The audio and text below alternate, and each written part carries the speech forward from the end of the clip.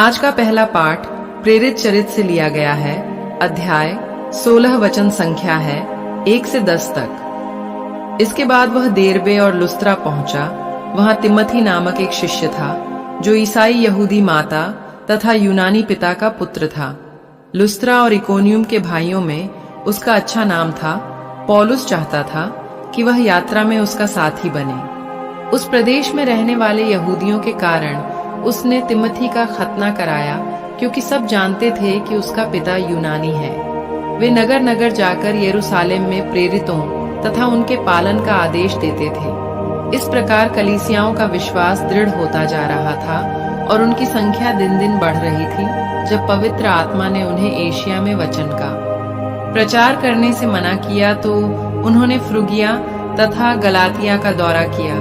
मुसिया के सीमांतों पर पहुंचकर वे बिथुनिया जाने की तैयारी कर रहे थे कि ईसा के आत्मा ने उन्हें अनुमति नहीं दी, इसलिए वे मुसिया पार कर त्रोआस आए।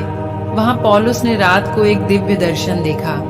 एक मकेदूनी उसके सामने खड़ा होकर यह अनुरोध कर रहा था, आप समुद्र पार कर मकेदूनिया आइए और हमारी सहायता कीजिए। इस दर्शन के बाद हमने यह समझकर तुरंत मकेदूनिया जाने का प्रयत्न किया कि ईश्वर ने वहां सुसमाचार का प्रचार करने के लिए हमें बुलाया है।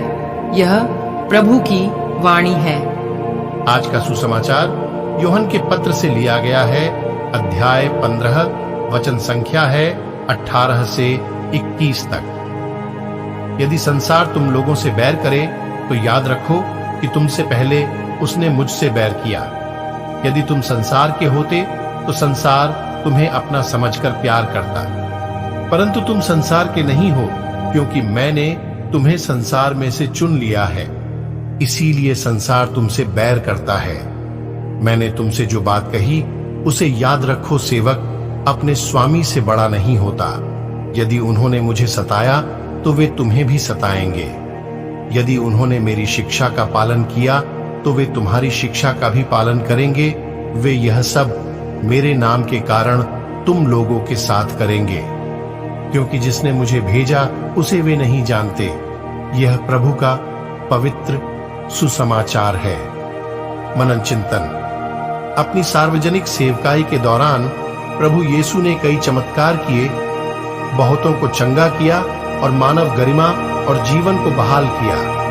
उन्होंने प्रेम, सेवा और क्षमा के संदेश का प्रचार किया, जिसके लिए वे और उनके अनुयायी प्रशंसा और स्वीकृति के पात्र थे। अपेक्षित सराहना प्राप्त करने के बजाय उन्हें विपरीत परिस्थितियों का सामना करना पड़ा।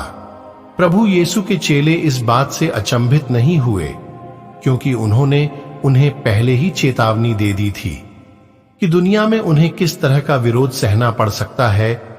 यहां शब्द संसार संगठित समाज व्यवस्था को संदर्भित करता है, जो कि ईश्वर के प्रति शत्रुतापूर्ण है और अंधकार की शक्तियों के द्वारा नियंत्रित होता है। शिष्यों को प्रभु यीशु ने चुना है और अब वे उनके हैं। इसलिए वे प्रेम, क्षमा, विनम्रता और सेवा के मूल्यों के आधार पर जीते हैं और दुनिया के मूल्यों जैसे शक्ति प्रदर्शन, बदले की भावना, नियंत्रण और वर्चस्व का पालन करना आदि नहीं करते हैं। वे धारा के साथ नहीं जाते, लेकिन इसके खिलाफ तैरते हैं।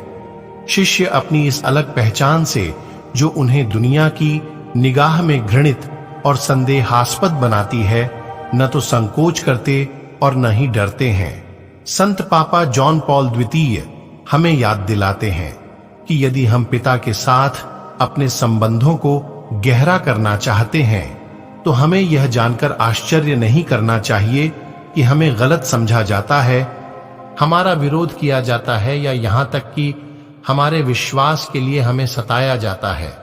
प्यारे विश्वासी भाई बहनों, यदि हम बिना किसी घृणा, सताव और विरोध का सामना करके जी रहे हैं तो हमें अपने आप से पूछने की जरूरत है कि क्या मैं सुसमाचार के उसूलों पर चल रहा हूं? क्या मैं धारा के विपरीत तैर रहा हूं या उसके साथ बहा चला जा रहा हूं? मेरे प्यारे विश्वासी भाई बहनों, जैसे प्रभु ने कहा, लोग मुझे सताते हैं तो तुम्हें भी सताएंगे, और आज यही हम ईसाई भाइयों के साथ होता है। प्रभु आज हम सभी से कह रहे हैं, अगर आपको कोई दुख देते हैं, सताते हैं, तो भी तुम घबराना नहीं, क्योंकि मैं तुम्हारे साथ हूं। प्यारे भाई बहनों, आइए हम आज के वचन पर मनन चिंतन करें। आप सभी को परमेश्वर आशीष तथा शांति प्रदान करे। आमीन। प्रार्थना। हे दयालु पिता परमेश्वर, आज मैं अपने विश्वासी भाई बहनों के लिए प्रार्थना करता हूं।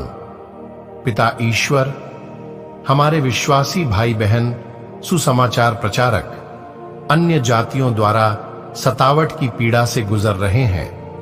पिता ईश्वर, आप दुख में उनका सहारा बन उन्हें शक्ति साहस प्रदान कर दुख को सहने की आशीष प्रदान कर, जैसे कलवारी की दुख में पिता परमेश्वर ने आपका साथ दिया, उसी तरह आज हमारे विश्वासी भाई बहनों की सहायता कर।